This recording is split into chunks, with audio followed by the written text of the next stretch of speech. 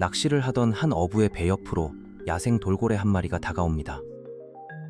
그리고 무언가를 코로 밀어 올리는데 자세히 보니 낚싯줄에 온몸이 감겨 겨우 숨만 붙어 있는 새끼 돌고래였죠. 어미는 그 옆을 빙빙 돌며 지켜보고 있었습니다. 인류는 지난 만년 동안 거의 모든 동물을 사냥하고 몰아냈던 지구에서 가장 위험한 종입니다. 그런데도 왜 야생 동물들은 목숨이 걸린 그 순간 하필 우리에게 제 새끼를 맡기는 걸까요? 그럼 왜 이런 일이 벌어지는지 하나씩 살펴보겠습니다.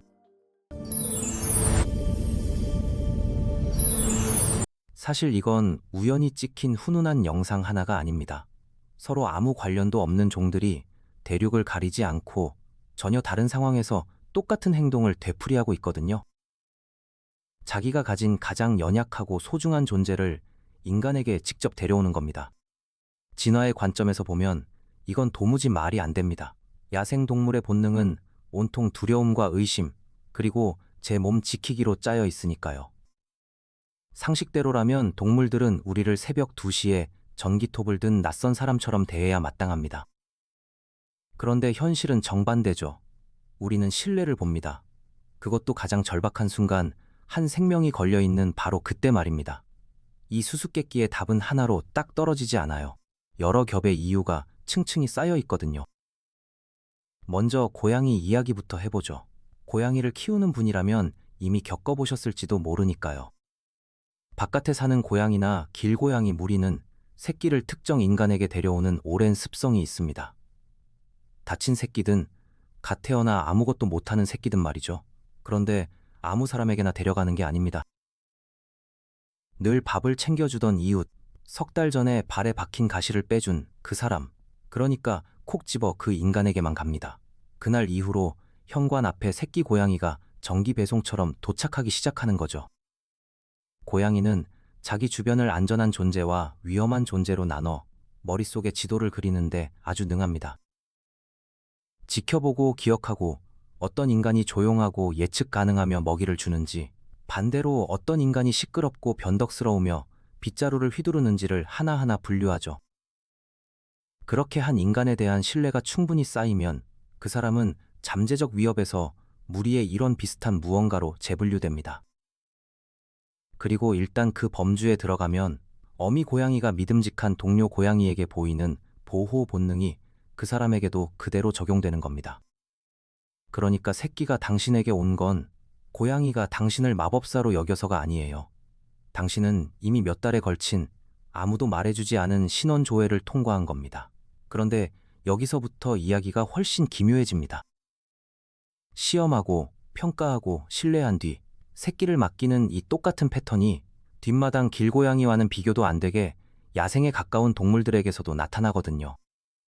돌고래와 고래는 다친 새끼가 있을 때 유독 배로 다가오는 사례가 아주 많습니다. 그 행동이 어찌나 의도적으로 보이는지 소름이 돋을 정도죠. 당황해서 우연히 마주친 게 아니거든요. 어미 고래가 다친 새끼를 배 바로 옆에 정확히 위치시킨 다음 그 자리에 멈춰서서 기다린다는 관찰 기록이 여럿 있습니다. 마치 이제 당신 차례라고, 당신이 늘 하던 그걸 해달라고 말하는 것처럼요. 해양 생물학자들은 그 답을 고래의 지능과 사회성에서 찾습니다. 돌고래와 고래는 원래 아주 끈끈한 무리 안에서 서로의 새끼를 함께 돌보고 위험에 처한 동료를 힘을 모아 구조하며 살아가거든요. 저 개체는 도움이 필요하고 저쪽에 있는 저 존재는 도울 능력이 있다는 판단을 내릴 두뇌가 이미 갖춰져 있는 셈이죠. 그렇다면 그 판단을 종의 경계 너머로 살짝 넓히는 건 생각보다 큰 도약이 아닐 수 있습니다. 특히 몇 세대에 걸쳐 느리고 시끄럽지만 딱히 공격하지는 않는 배를 계속 봐왔다면 말이죠. 여기서 자주 간과되는 사실이 하나 있습니다. 인간의 배는 시끄럽지만 동물이 눈에 띄게 닫혀 있을 때 인간이 보이는 반응은 놀랍도록 일관되고 부드럽다는 겁니다. 느린 몸짓, 낮춘 목소리, 조심스러운 손길이죠. 동물은 몸짓을 읽는데 도가 텄고 약함 앞에서 공격 대신 부드러움으로 반응하는 종은 결국 완전히 다른 서랍에 분류되기 마련입니다. 우리는 시끄럽고 어디에나 있지만 동시에 제 새끼도 아닌 남의 새끼를 구하겠다고 굳이 발벗고 나서는 지구에서 몇 안 되는 종이거든요. 그 평판은 생각보다 멀리 퍼집니다. 새 이야기도 빼놓을 수 없습니다. 이 주제에서 새의 행동은 한참 저평가돼 있거든요. 까치나 까마귀, 심지어 맹금류까지 다치거나 버려진 새끼를 특정 인간 쪽으로 데려온 기록이 분명히 남아 있습니다. 예전에 새떼에게 먹이를 주었거나 둥지에서 떨어진 새끼를 구해준 적이 있는 바로 그 사람에게 말이죠. 특히 까마귀가 유명한데 그 기억력이 솔직히 인간을 부끄럽게 만들 정도입니다. 까마귀는 사람 얼굴을 몇 년씩 기억합니다. 자기를 괴롭힌 사람에겐 원한이라고밖에 볼 수 없는 감정을 품고 자기를 도와준 사람에겐 충성심에 가까운 태도를 보이죠. 까마귀가 당신을 좋은 사람으로 판정하면 그 평가는 사실상 평생 갑니다. 심지어 그 판단이 자기 새끼에게까지 전해지는데 이 새끼들은 그 인간을 직접 만나본 적도 없으면서 어쩐지 저 사람은 괜찮다는 걸 알고 있는 듯 행동합니다. 여기서 정말 흥미로운 가능성이 열립니다. 이 새끼 맡기기 행동이 단순히 개체 하나의 신뢰가 아니라 대를 이어 전해지는 신뢰일지도 모른다는 거죠. 어떤 인간을 안전하다고 여기는 부모 밑에서 자란 어린 동물은 그 평가를 그대로 흡수합니다. 마치 인간 아이가 누가 시키지 않아도 어느 이웃이 좋은 사람인지 알아채는 것처럼요. 이제 이 모든 걸 하나로 꿰는 큰 조각을 이야기해보죠. 가축화는 동물의 몸만 바꾼 게 아니었습니다. 애초에 신뢰와 의존을 처리하는 방식 자체를 뿌리부터 다시 배선해버렸거든요. 가장 뻔한 예가 개입니다. 그리고 개가 새끼를 인간에게 데려오는 모습은 동물의 세계 전체를 통틀어 가장 뭉클한 장면 중 하나죠. 주인을 믿는 어미개는 갓 태어난 강아지들을 그 사람에게 직접 데려옵니다. 한 마리씩 입에 물어 발밑에 조심스레 내려놓기도 하죠. 이건 결코 우연이 아닙니다. 개는 대략 15,000년에 걸쳐 인간과 나란히 진화하며 함께 새끼를 돌보고 먹이를 나누고 서로를 지켜왔거든요. 그 긴 세월 동안 개의 마음속 어딘가에서 인간은 엄지가 달린 무리의 일원으로 영구 등록돼 버린 겁니다. 그리고 무리의 일원에게는 새끼를 보여줍니다. 이건 예외적인 사고가 아니라 애초에 이 관계가 그렇게 만들어졌다는 뜻이죠. 그런데 바로 그 배선이 야생 개체군으로 조금씩 새어나가기도 합니다. 오랫동안 사냥 압력이 낮고 인간과 간접적으로 공존해온 지역에서 야생 늑대나 코요테, 여우가 특정 인간에게 유난히 낮은 경계심을 보인 사례가 기록돼 있거든요. 이건 가축화라고 부를 수는 없습니다. 하지만 그와 이웃한 무언가죠. 아주 느리게 쌓인 부드러운 익숙함이 이따금 완전히 길들여진 동물에게나 기대할 법한 행동을 만들어내는 겁니다. 코끼리 이야기로 넘어가 볼까요? 이 주제에서 가장 마음을 흔드는 사례일지도 모릅니다. 코끼리는 그 유명한 기억력을 지녔고 무리 안에서 몇 세대에 걸친 깊은 유대를 맺고 살아갑니다. 그리고 다치거나 어미를 잃은 새끼를 데리고 특정 인간에게, 그러니까 보호활동가나 순찰대원, 보호소 직원에게 다가온 기록이 여럿 있죠. 마치 치료를 요청하는 것처럼 말입니다. 잘 기록된 사례들을 보면 어미 코끼리가 다친 새끼를 관리인 앞에 데려다 놓고 몇 걸음 물러선 뒤 몇 시간이고 기다리는 모습이 관찰됩니다. 분명히 어떤 도움을 기대하고 있는 거죠. 더 놀라운 건 코끼리가 과거 자신이나 무리를 도와준 특정 인간을 몇 년, 때로는 평생 기억한다는 점입니다. 10년 만에 다시 만난 옛 관리인을 알아보고 진짜 감정이라고밖에 설명할 수 없는 반응을 보인 이야기들도 전해집니다. 10년 넘게 좋은 기억을 간직하는 동물이라면 새끼가 위험할 때 그 인간을 안전한 선택지로 떠올리는 게 이상한 일은 아닐 겁니다. 여기까지 보면 하나의 패턴이 눈에 들어옵니다. 짚고 넘어갈 만하죠. 지금까지 살펴본 거의 모든 사례에는 공통점이 있습니다. 기억력이 유난히 좋고 사회 구조가 복잡하며 간접적으로나마 인간과 위협 없이 마주한 역사가 있는 동물들이라는 겁니다. 이건 무작위로 벌어지는 행동이 아니에요. 사례마다, 세대마다, 기억마다 차곡차곡 쌓아올린 종을 넘나드는 신뢰의 계산법에 가깝습니다. 그런데 좀 더 냉정한, 덜 낭만적인 층위도 분명히 있습니다. 이것도 솔직하게 짚어야죠. 때로 새끼를 인간에게 데려오는 건 사려 깊은 신뢰의 표현이 아닙니다. 그저 절박함일 뿐이죠. 포식자에게 쫓기거나 굴이 물에 잠기거나 제 힘으로는 도저히 치료할 수 없는 상처를 마주한 어미는 주변에서 가장 크고 느리게 움직이며 딱히 잡아먹을 것 같지 않은 형체를 향해 그냥 끌려가는 겁니다. 그리고 그게 어쩌다 보니 우리인 거죠. 인간은 덩치가 크고 시끄러우며 대개 모닥불이나 자외선 차단제 혹은 후회스러운 패스트푸드 냄새를 풍깁니다. 그 어느 것도 진짜 포식자의 냄새처럼 내 새끼를 노리고 있다고 외치지 않죠. 위기의 순간 동물에게 남은 선택지는 순식간에 좁아집니다. 그러니 인간을 믿어보자는 결정은 사실 신뢰가 아닐 때도 있습니다. 그저 더 나쁜 대안이 없었을 뿐인 거죠. 하지만 여기서 중요한 게 있습니다. 절박함에서 나온 선택이라 해도 동물의 뇌는 여전히 계산된 위험평가를 거쳐야 하거든요. 그리고 솔직히 우리는 그런 평가를 받을 자격이 없는 종입니다.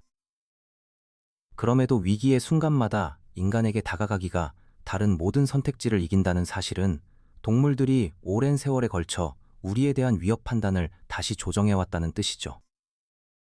그 얼룩덜룩한 전적에도 불구하고 우리는 수많은 종에게 비상시 쓸만한 선택지로 등록된 겁니다. 결코 사소한 일이 아니에요. 냄새와 화학 신호에 얽힌 흥미로운 이야기도 있습니다.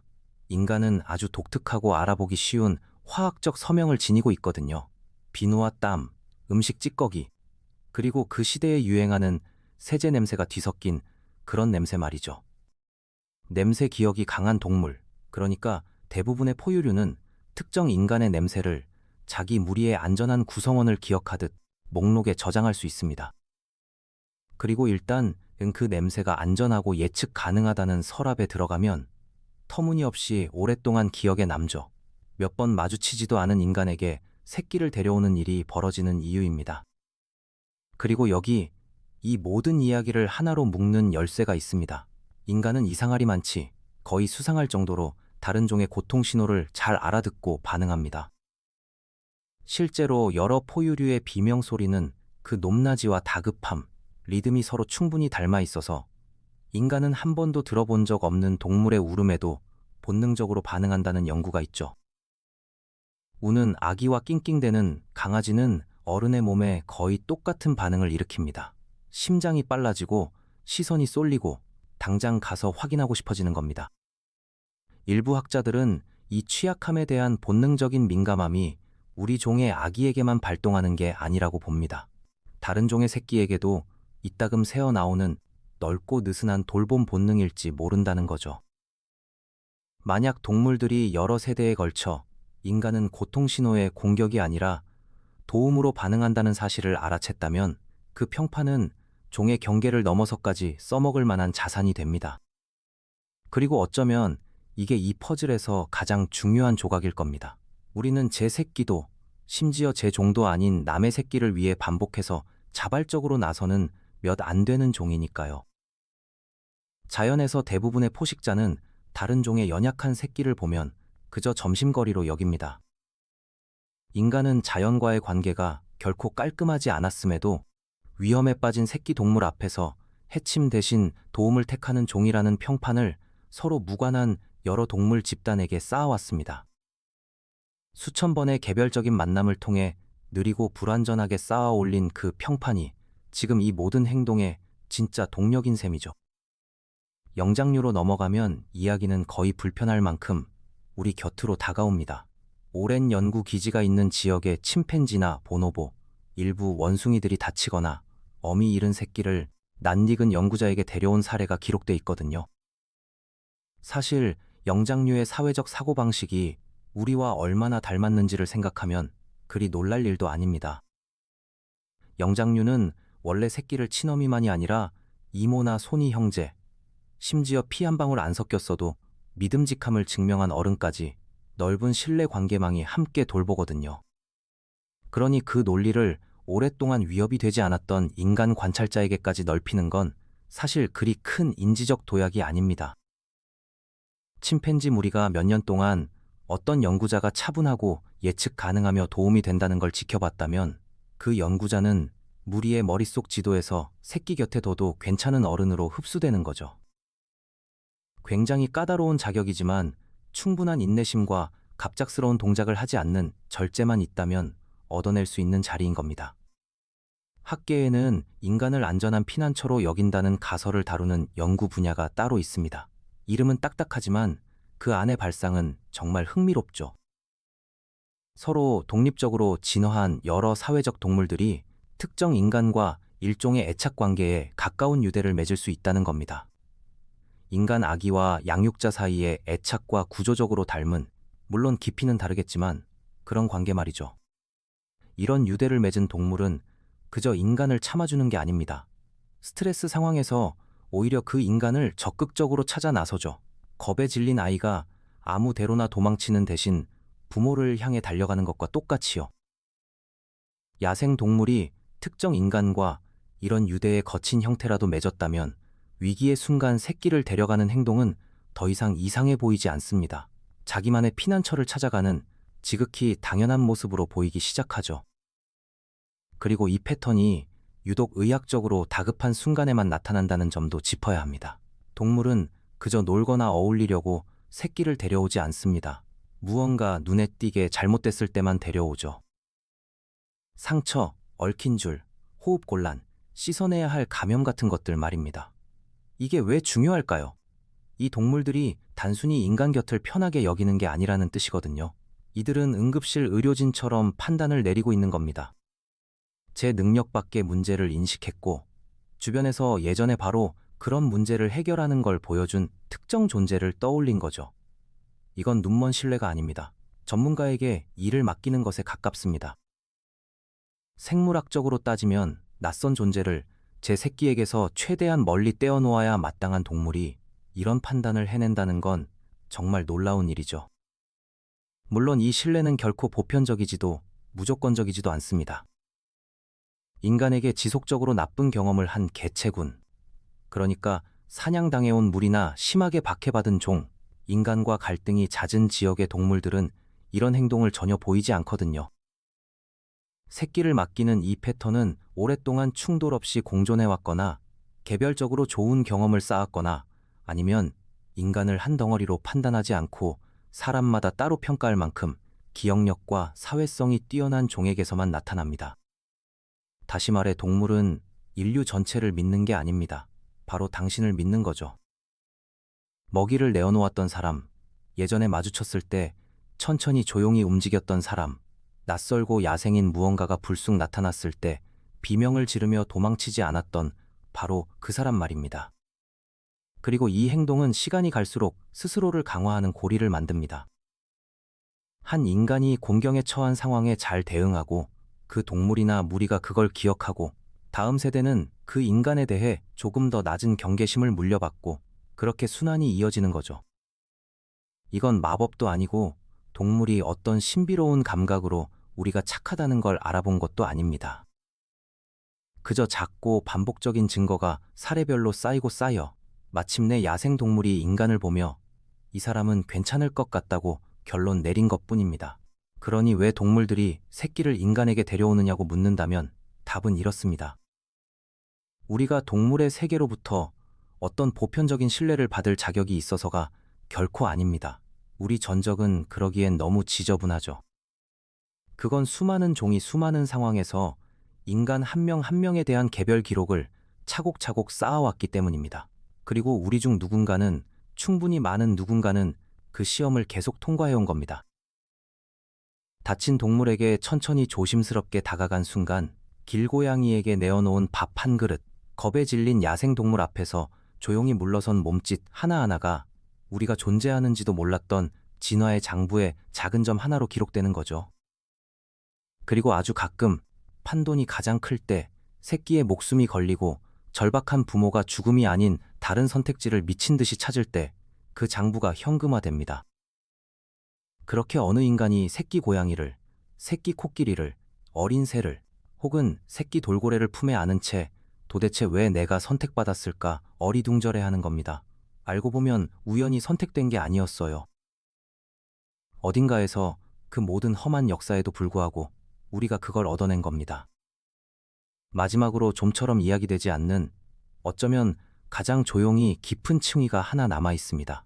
이 일은 우리도 바꿔놓는다는 겁니다. 야생 동물이 가장 소중한 새끼를 인간에게 맡긴 사건은 그 인간에게, 나아가 그 주변 공동체 전체에 물결처럼 번져나갑니다. 실제로 그런 순간을 겪은 순찰대원들은 그것을 자기 인생에서 가장 의미 있는 경험 중 하나로 꼽곤 하죠. 오랫동안 알아주는 이 없이 야생 동물과 신뢰를 쌓아온 그 지난한 작업이 저쪽 끝에서 분명히 무언가를 뜻하고 있었다는 확인이니까요. 그래서 보전 프로그램들은 이런 신뢰 기반의 상호작용을 그저 귀여운 일화가 아니라 그 지역 생태계가 얼마나 건강한지를 보여주는 진짜 지표로 연구하기 시작했습니다. 위기의 순간 인간에게 다가올 마음이 드는 야생 개체군이 사는 곳은 대체로 사냥 압력이 낮고 서식지 갈등이 적으며 경쟁 대신 공존의 역사가 긴 지역이거든요. 그러니까 이 새끼를 맡기는 순간들은 그 지역 사람들이 야생동물을 어떻게 대해왔는지를 알려주는 일종의 성적표인 셈입니다. 어쩌면 이게 이 모든 현상을 이해하는 가장 쓸모있는 방식일지도 모릅니다. 이건 동물이 뜻밖의 감상적이라거나 마법처럼 인류를 믿어준다는 이야기가 아닙니다. 결과에 대한 이야기죠. 조용하고 참을성 있고 위협적이지 않았던 모든 순간이 천천히 쌓여 언젠가 최악의 순간에 시험대에 오른다는 이야기 말입니다. 부모가 더는 기댈 곳이 없고 새끼의 목숨이 저울에 올라간 바로 그때 말이죠. 그리고 그 시험을 통과할 때마다 여러 세대에 걸쳐 쌓았지만 어느 오후의 부주의 하나로 무너질 수 있는 무언가가 다시 단단해집니다. 그러니 다음에 돌고래가 다친 새끼를 배 쪽으로 밀어 올렸다는 소식을 듣거든 그냥 훈훈한 동물 영상으로 흘려보내지 마세요. 우리를 두려워할 이유가 차고 넘치는 이 행성의 수많은 생명에게 우리가 그래도 걸어볼 만한 존재라는 걸 어떻게든 설득해냈다는 증거로 기억해 주시기 바랍니다.